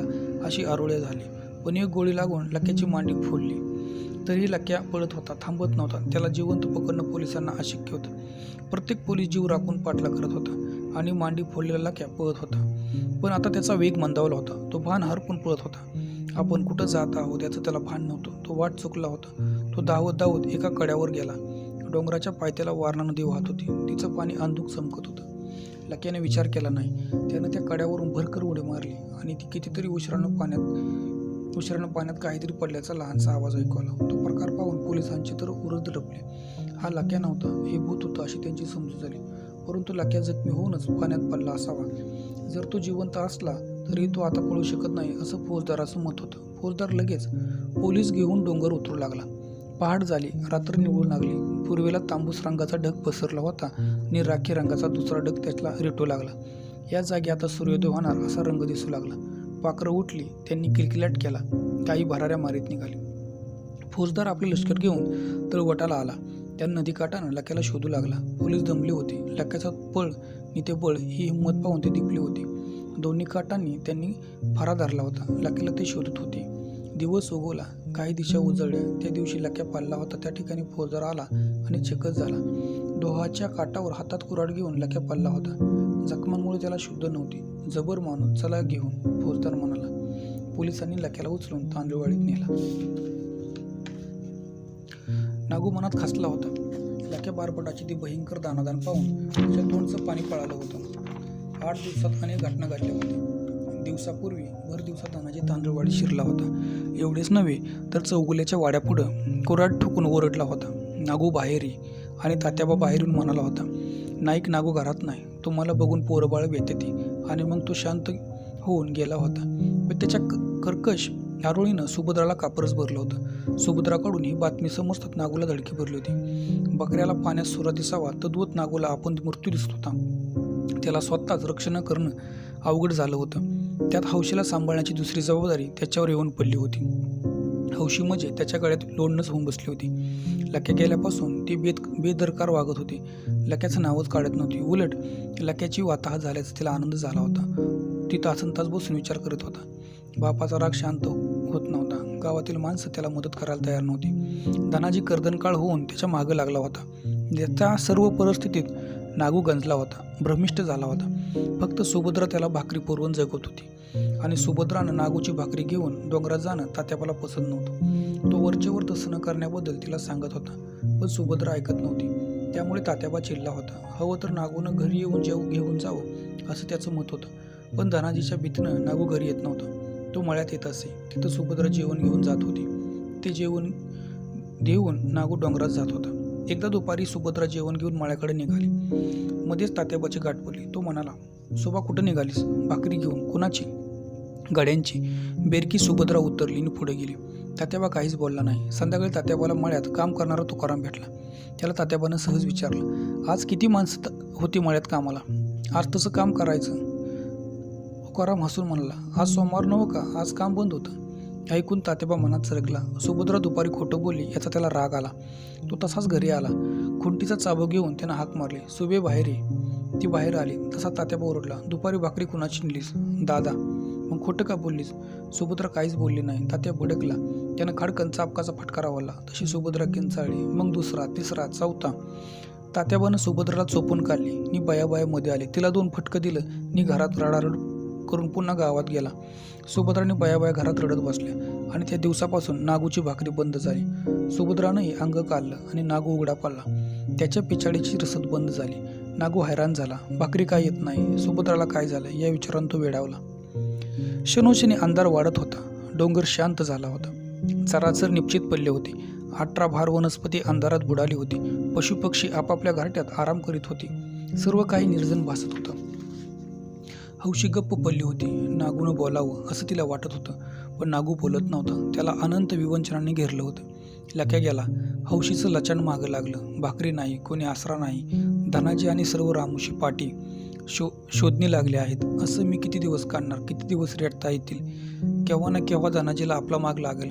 गावात काही लोक आपल्या वाईटावर आहेत. त्यांपैकी कोणीतरी घात करेल. धनाजीला आपला ठाव ठिकाणा सांगतील. मग तो तर जीवावर उदार आहे. त्याला जगायचं नाही, मरायचं नाही. कसं जमणार हे? मी वाईट केलं, मी आवडीला मारून पाप केलं. त्याचाच हा परिणाम मला भोगावा लागत आहे. जर लख्या असता तर थोडी आशा होती. हिंमतवाला माणूस खरंच त्याला मला मदत केली असती. पण आता मी उघडा पडलो आहे. कसला विचार करताय? हौशी पडून म्हणाली आणि नागू दचकला. आपलं पुढं काय होणार याचा? हे बघा, मी लई गडी बघितलं, पण तुमच्यावानी माणूस मला जन्मात भेटला नाही. हौशी तीक्ष्ण स्वरात म्हणाली. मी आज 8 दिवस तुमच्या शेजारी पडून आहे. तुम्ही माझ्या संग बोला नसा. अहो, दुसरा कोण असता तर त्यानं केव्हाच जन्माचं मातेर केलं असतं. पण तुमचं आपलं जगा वेगळं आहे. मन मोर काय होणार? अहो, मोरचा विचार करून आज काय पदरात पडणार तुमच्या? माझं ऐका, आता कोणी बी नाही. तुम्हीच मला आपली म्हणा. तुम्ही सख्या बहिणीचा खून केलाय. तुम्हासनी कोणी बरं म्हणत नाही. माझ्यासाठी 2 मुहूर्त पडलं. मी बी तुमच्यावानीच आहे. तेव्हा आपण ह्या डोंगर सोडून लांब कुठंतरी जाऊया. नि नवरा बायकोनी संसार करूया. हौसा. नागू एकाकी भडकला. म्हणाल, मी म्हणजे लक्या नव्ह. मला तू समजली नाहीस. माझ्या मागं अनेक पिढ्या लागल्या आहेत आणि तुला हे असलं सुचतंय. पुन्हा बोलू नको, घरंदाज आहे मी. बरं बाई, चुकलं माझं असं म्हणून हौशी गप्प बसली. आणि थोड्याच वेळात नागूला झोप लागली. पहाट झाली. दिशा उजाळल्या. डोंगरी दुनिया जागी झाली. पहाटेचा वारा राना फुलांना कुरवाळून वळू लागला. अनंत फुलांचा सुगंध दरी कपारीत फिरू लागला. जगाला जाग आली. तो धडपडून उठला. तेव्हा हौशी जाग्यावर नव्हती. ती रात्रीच कुठंतरी गेली होती. नागू पळत सुटला. सर्वत्र हौशीचा शोध केला, पण ती सापडत नव्हती. लक्या गेला. हौशी गेली आणि नागू एकटा पडला. तो संध्याकाळी सरळ घरी गेला. वरावर दगड ठेवून गेला. तात्याबा एकटाच सोफ्यात बसला होता. देवळी दिवा जळत होता. त्याचा कापरा प्रकाश तात्याबाच्या तोंडावर थरथरत होता. तो गुडघं पोटाशी धरून त्यावर दाढी टेकून रगडत होता. नागूला पाहताच तो चमकला. म्हणाला, का आलास? मग काय करू, कसा जगू? नागू उत्तरला. ते लोकांना सांगून कळत नसतं, तात्याबा म्हणाला. आणि तुला तर ती कवाच कळणार नाही. तो पाप केलंस, भन मारलीस. आता जगणं तुझ्या हाती नसून ते धनाजीच्या हाती आहे. मी आधी खटपट केली, पण गाव ऐकत नाही. रामूच्या संग वैर नको, वाटोळ करून घेईल. कुणाचा जीव वर आलाय. ती काही असो, झालं गेलं विसरा. नागू खिन्न होऊन म्हणाला, मला जगलंच पाहिजे. मला माझा हिस्सा वाटून द्या. मी आपला हिस्सा घेऊन वेगळा राहीन. तू कसा बी राहा. तात्याबा कळवळून म्हणाला, तुझ्याबद्दल माझं काळीच हलणार नाही. तेव्हा माझी लेक मारलीस, जलमली कन्या कुळाबाहेर, हे तुला समजलं नाही.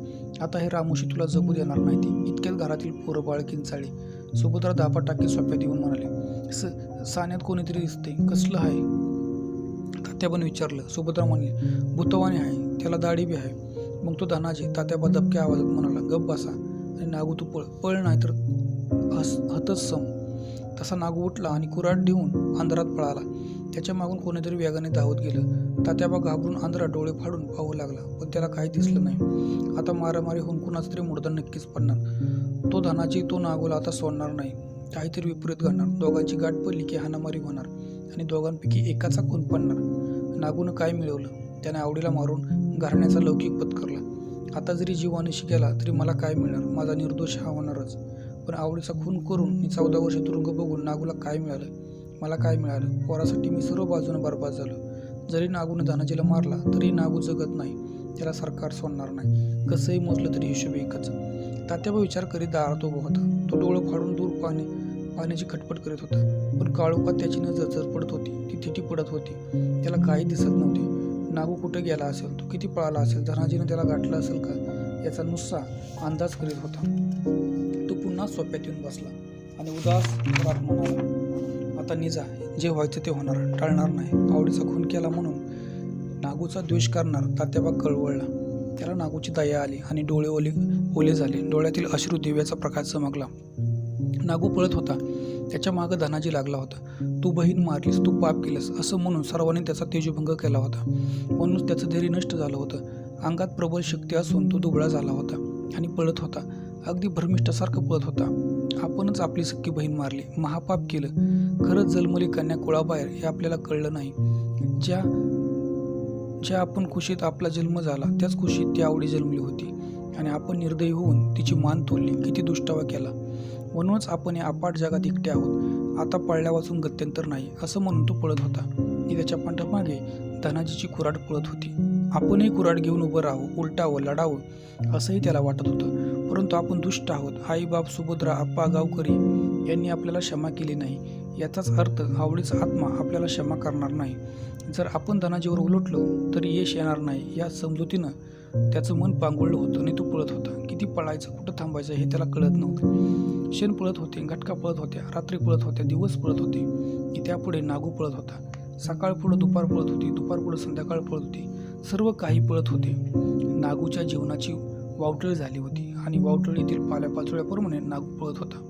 पळत पळत धनाजीला बगल द्यावी, त्याच्या पाठीवर घाव घालावा, की पुन्हा तुरुंगात जावं. या जगण्यापेक्षा तुरुंग बरा असा विचार करीत तो पळत होता आणि धनाजी त्याची पाठ सोडित नव्हता. त्याच्या दौडीला खंड नव्हता. तो वळत नव्हता, कळत नव्हता. तो झंझावातासारखा नागूचा पाठला करत होता. एक जीव घेऊन पळत होता तर दुसरा जीव घेण्यासाठी पळत होता. त्या दोघांचा मार्ग एक होता पण त्यांचा हेतू एक नव्हता. त्या दोघांची गाठ पडली नव्हती म्हणून त्याचा पळ काढत होता. रात्र झाली की नागू एखाद्या डोंगरात किर झाडी शिरून दडी मारत होता. जी तो दल्ला की धनाजी अस्वस्थ होऊन त्याचा शोध करीत होता. पुन्हा सकाळी तो नागूचा माग काढतो म्हणून काढत होता आणि त्याच मार्ग काढला की नागू पुन्हा कुंगारात येऊन पळत होता. अगदी शिकारी मागे लागले लांडग्यासारखा पळत होता. पुढं गौरीचा सण आला आणि नागू पळून पळून दमगीर झाला. जीवाला कंटाळला. त्याला जगण्याची चिड आली. त्यापेक्षा मरण बरं असं त्याला वाटू लागलं. कडूचं पडलं. नागू पळत होता. तो नांदगावच्या गावंदरीला आला होता. गावात मुली गौरीची गीतं गात होत्या. नागू गपकन थांबला, ऐकू लागला. त्याला आवडीची आठवण झाली. याच दिवशी आपण आवडीला फसवून आणली. याच दिवशी याच नांदगावच्या रानात मारली. त्यावेळीही याच मुली गीत गात होत्या. अगदी हीच गीत कानोसा घेतला आणि गावातून ती गीताची ओळ गुंगत नागूच्या कानात शिरली. राजेश पाकरा तू जा माझ्या माहेरी. नागू दचकला. आवडी माहेरची वाट मोकळी व्हावी म्हणून वेळी झाली होती. म्हणूनच ती फसली. नांदगावला आली, नाहीतर ती मारली गेली नसती. तिला माहेरच्या मायेने वेळ लावलं होतं. माहेर माहेर करून ती झुरत होती. म्हणूनच ती सारदाच ऐकून बाळाला घरी टाकून मरणाची वाट चालली. माझ्या कुऱ्हाडीने मेली आणि स्वर्गी सोन्याची झाली. पण मला या अनंत संकटाच्या खाईतीनं लुटलं आहे. एखाद्या कसायाचं बकरं मारावं तशी तिची मान तोडली आणि गोर करून तिला गाळली. तेव्हा ती पाया पडली. बाळासाठी मला सोडा म्हणून तिनं आक्रोश केला. पण मी काहीच ऐकलं नाही. मी बहीण मारली आणि आता माझ्याशी मागं कसाहीच लागला आहे. मीही बकऱ्याप्रमाणे पळतोय. काय हे जीनं. आवडी वयात आली, लग्न लांबलीवर पडलं. पण तिचा पाय घसरेल, कुळाला कलंक लागेल, लोक हसतील म्हणून मी लग्न जुळवलं आणि म्हणूनच आवडीनं चाकरी सोडली. बंड पुकारला. म्हणूनच तो महाभयंकर क्षण आला. त्या एका क्षणानं केवढा अनर्थ केला. तब्बल 14 वर्ष माझा जीव धारेवर धरला होता. नागू विचार करीत होता. गावात मुली गात होत्या. ती गीतं गुंगत येऊन नागूच्या कानात शिरत होती. तो रडत होता. नकळत त्याच्या देहाला गती मिळाली होती आणि तो जिथं आवडीला मारली होती त्या जागेकडे चालू लागला. त्याचा दग्ध आत्मा त्याला आवडीच्या गोरीकडे ओढू लागला. माझ्या माहेरच्या वाटी केळीचं बन, बाई दाट त्यावर बसजा, आईला सांग जा ही गीताची ओळ गावातून येत होती आणि त्या तालावर नागू आवडीच्या गोरीकडे चालू लागला. त्यानं आपली कुऱ्हाड घट्ट धरली होती. तो बेभान होऊन चालत होता. त्या गीतानं माहेरच्या महात्म्यानं तो भारावला होता. एक एक पाऊल उचलत होता. नागू त्या आंब्याखाली आला. त्यानं चौफेर नजर फिरवली. सर्वत्र सामसूम होते. शिवार निर्जन भास होतं. त्या बांधावरची गवतं त्याला मारित होती आणि तिथंच आवडीची गोर होती. आवडीची हाडं त्या बांधावर आता मातीला मिसळली होती व तिचा अहंकार, तिची क्रूर हत्या त्या बांधावर साक्षात उभी होती. नागू तिथं येताच वरमला. त्यानं त्या बांधावर त्या गौरी पुढं गुडघे टेकले, हात जोडले, म्हणाला, आवडे मला क्षमा कर. मी चुकलो. मी तुझा खून केला पण त्यामुळे माझा भयंकर छळ झाला. मी 14 वर्षे तुरुंग भोगला. मला आईबापानं झिडकारलं. मला दोस्तांनी लाताळलं. मी पापी आहे. मला क्षमा करून पदरात घे. मी ही कुऱ्हाड आता कुणावरही चालवू शकत नाही. मी कुणालाही खून करू शकत नाही. एक खून झाला तो बस झाला. आता मला मुक्ती मिळू दे. मी पुन्हा असलं महापाप करणार नाही. तुझा घात करून, तुझा खून करून मी गारज झालो आहे. आवडे मला क्षमा कर, मला क्षमा कर, मला क्षमा कर. नागूनं गपकन बसून आवडीच्या गौरी पुढं डोकं टेकलं आणि त्या आंब्याच्या झाडाच्या बुडक्याकडे दडलेला धनाजी पुढं आला. त्यानं आपली ती उपाशी प्रचंड कुऱ्हाड डोईपर्यंत वर उचलून नागूच्या मानेवर घाव घातला. अंधाराच्या ठिणक्या उसळल्या. काळी जमीन अधिक काळी झाली. रात्र थरारली आणि पुन्हा ती कुऱ्हाड हवेत तळपून पुन्हा खाली कोसळली. आवडे अशी नागूची दीर्घ आरोळी तलवारीप्रमाणे रात्रीची चिरपारकडे दूर निघून गेली आणि नागू शांत झाला. त्यानं कसली हालचाल केली नाही. मग धनाजीही शांत झाला. त्यानं हातातली रक्त माखलेली कुऱ्हाड झुगारली आणि काकेतील ती इरकली लुगडं आणि ती काळी चोळी आवडीच्या गोरीवर ठेवली. तो आज 14 वर्ष वाघवीत हिंडत होता. नम्र होऊन त्यानं आवडीपुढे गुडघे टेकलीने हाक मारली. आवडी. ती हाक त्या रात्री घुमत होती. त्या डोंगरात शिरली. त्या शिवारात तिने जागे केले. गावानं ती हाक ऐकली नाही. कोण जाणे, पण त्या आरोळीनं तो डोंगर, तो शिवार, तो गाव दणाणला. तो खरा गरजला. आवडी. ती आवडी गेली. तो नागू गेला. तो धनाजी गेला. पण आवडी अशी मारलेली आरोळी अमर झाली. सह्याद्रीच्या कुशीत चिरंजीव झाली. लोक बोलू लागले, प्रेम करावं तर असं, वैर करावं तर असं, मरावं तरीही असंच. काही दिवसांनी धनाजीची, नागूची, आवडीची अर्धकिंकाळी नाहीशी झाली. आवडी मेली तेव्हा तिनं धनाजी अशी आरोळी ठोकली होती. नागू मेला तेव्हा त्यानं आवडी अशी हाक मारली होती. आणि सूड घेऊन धनाजीनं पुन्हा आवडी अशी गर्जना केली होती. त्यामुळे त्या आवडीचं नाव त्या खोऱ्यात अमर झालं होतं. लोक म्हणत होते, आवडी मेली पण नाव करून गेली. धन्य ती आवडी. आपल्यास आवडी या कादंबरीचं वाचन कसं वाटलं ते नक्की कळवा. तसंच आपल्या साऊ बुक्स रिव्ह्यू या यूट्यूब चॅनलला लाईक, शेअर आणि सबस्क्राईब करायला विसरू नका. धन्यवाद.